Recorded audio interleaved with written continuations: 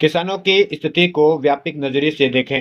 किसान एक बार फिर दिल्ली बॉर्डर पर जमावड़े के मूड में हैं। उनकी नाराजगी को व्यापक नजरिए से देखना होगा और समाधान भी केवल एमएसपी बढ़ाने से नहीं होगा।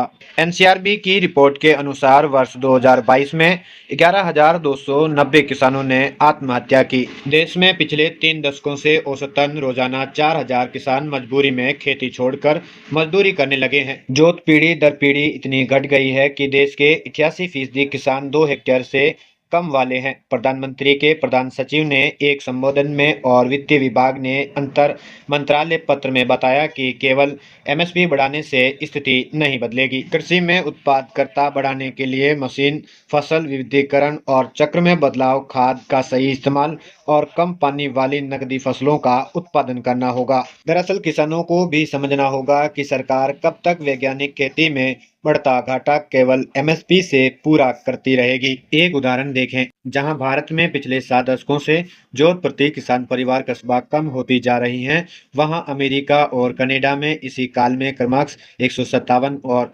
187 में बढ़कर 168 और 331 हेक्टेयर हो गई हैं, जबकि डेनमार्क, फ्रांस और नीदरलैंड में 3 गुना।